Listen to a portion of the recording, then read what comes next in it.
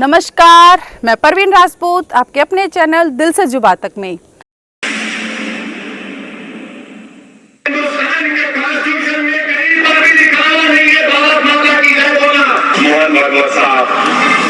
मैं नहीं लगाता नारा, क्या करते आप? मेरे गले पे छुरी भी रख देंगे तो नहीं बोलूंगा मैं बोला क्या हुआ तो नहीं करेंगे। अक्सर वंदे मातरम को लेकर हर साल हर बार एक ही मुद्दा उठता है और वह संसद से लेकर के सड़क तक सुनाई देता है। वो ये कि हम मुसलमान हैं, हम वंदे मातरम नहीं बोलेंगे क्योंकि हमारा मजहब इसकी इजाज़त नहीं देता। इस गीत पर यह विवाद हर बार इस बहस को ताज़ा कर देता है कि देश का मुसलमान मातृभूमि के इस गीत को गाना नहीं चाहता या उन्हें गाने से रोका जाता है। असल में बंकिम चंद्र चटर्जी ने यह गीत 1875 में लिखा था, जो बंगला और संस्कृत भाषा में था। यह गीत लिखे जाने के 10 वर्ष के बाद बंकिम चंद्र चटर्जी ने इसे अपने प्रसिद्ध उपन्यास आनंद मठ में इसे जोड़ दिया था। एक समय आया जब बंगाल में यह गीत आग की तरह फैल गया। उसी दौरान जब 22 साल में किसान नेता एम रसूल की अध्यक्षता में हो रही बंगाल प्रांतीय कांग्रेस अधिवेशन पर ब्रिटिश पुलिस ने बर्बरता के साथ हमला किया तो यह गीत बंगाल ही नहीं पूरे देश में गूंजने लगा। इस सच्चाई को नहीं जुटलाया जा सकता कि अनगिनत शहीद, जिनमें भगत सिंह, सुखदेव, राजगुरु, राम प्रसाद बिस्मिल और अशफाक उल्लाह खान वंदे मातरम को गाते गाते फांसी के फंदे पर झूल गए थे। यह नारा सारे राष्ट्रवाद का मंत्र बन गया था। 20वीं सदी का दूसरा दशक आते आते इंकलाब जिंदाबाद भी इस नारे के साथ साथ अंग्रेज विरोधी राष्ट्रीय आंदोलन का देशव्यापी रूप ले चुका था।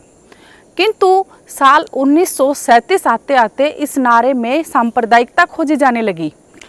कांग्रेस द्वारा वंदे मातरम पर विभाजन को रोकने के लिए गांधी, नेहरू, अब्दुल कलाम आज़ाद और सुभाष चंद्र बोस को लेकर के 1937 में एक समिति बनाई गई, जिसने इस गीत पर आपत्ति जाहिर की कि यह गीत एक धर्म विशेष के हिसाब से भारतीय राष्ट्रवाद को प्रभावित करता है।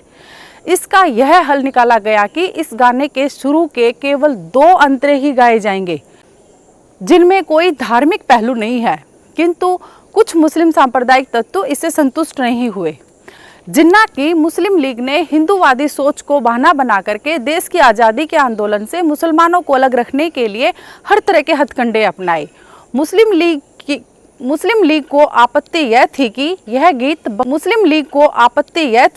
यह गीत बंकिम चंद्र चटर्जी के एक ऐसे उपन्यास से लिखा गया है जो उपन्यास मुसलमानों के खिलाफ था। जो अंग्रेजी राज की वाई करके गुणगान करते थे, ये उन मुसलमानों के खिलाफ था। यह तो था इस गीत का राजनीतिक पहलू। अब देखते हैं हम इस गीत का साहित्यिक पहलू। हम देखते हैं आखिर आनंद मठ में ऐसा क्या था जो इस गीत को विवादास्पद बनाता है।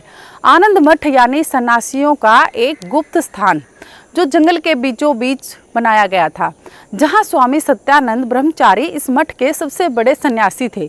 उनके शिष्यों में, जिनमें 3 शिष्य मुख्य थे, पहले भावानंद, दूसरे जीवानंद, तीसरे धीरानंद। यह लोग खुद को संतान कहते थे और उनका मानना था कि हमारी धरती, हमारी भूमि ही हमारी जननी माता है। हमारे ना माँ है, ना पिता है, ना भाई है, बहन है, ना स्त्री है, ना ही हमारा कोई है। हमारी तो है बस सुजलाम सुफलाम मलयज शीतलाम सस्य श्यामलाम धरती माँ। और बस वो यही गाते थे। उपन्यास में उस समय की कहानी को दिखाया गया है जब बंगाल प्रदेश अंग्रेजों के अधीन नहीं था। अंग्रेज उस समय बंगाल के सिर्फ दीवान मात्र होते थे। वो सिर्फ खजाने के लिए रुपया वसूल करते थे और उस समय लगान की वसूली का भार अंग्रेजों पर होता था और कुल संपत्ति की रक्षा का भार मुस्लिम नवाबों पर। किंतु नवाब सिर्फ अफीम पीते थे और सोते रहते थे। अंग्रेज अपनी जिम्मेदारी को बखूबी निभा रहे थे। वो बंगालियों का शोषण कर रहे थे। बंगाली रोते थे, चिल्लाते थे और कंगाल होते जा रहे थे। अकाल पीड़ित होकर के भूख से मर रहे थे। ऐसा देख करके स्वामी सत्यानंद जी से रहा नहीं गया और बंगाल को नवाब के चंगुल से आज़ाद कराने के लिए एक आंदोलन छेड़ दिया। जीवानंद और भावानंद के कदमों में प्रणाम करके सन्यासियों और ज्ञानी संतानों की संख्या बढ़ने लगी और अनंत हो गई। और नवाब के विरुद्ध जंग छेड़ दी गई। जब नवाब ने संतानों के दमन के लिए अपनी फौज भेजी तो उस समय संतानगण बहुत शक्तिशाली हो चुके थे और वो नवाब की फौज उनके सामने टिक न सकी। अगर वो थोड़ी भी आगे बढ़ती तो संतान अपने आक्रमणों से उन्हें धुनी हुई रुई की तरह उड़ा देते थे। यदि किसी कारणवश सन्यासियों का कोई दल समाप्त हो भी जाता तो दूसरा दल आकर के नवाब की सेना का सिर उड़ा देता। एक मत होकर के वंदे मातरम का जय घोष करते, नाचते गाते जंगलों में गायब हो जाते। उस समय भारत का गवर्नर वॉरेन हेस्टिंग्स था, जो भारत को बांधने का सपना देख रहा था। किंतु वंदे मातरम की ध्वनि से वॉरेन हेस्टिंग्स बुरी तरह कांप उठा था। वॉरेन ने देश में विद्रोह को दबाने की कोशिश की, किंतु हालात ये था कि यदि फौज किसी बूढ़ी औरत के मुंह से भी वंदे मातरम सुन लेती तो भाग खड़ी होती थी। वॉरेन ने निराश होकर अंग्रेजी कप्तान थॉमस को अंग्रेजी सेना की लगाम थमा दी और विद्रोह का दमन कर दिया और बंगाल की सत्ता को नवाब से अपने हाथों में ले लिया।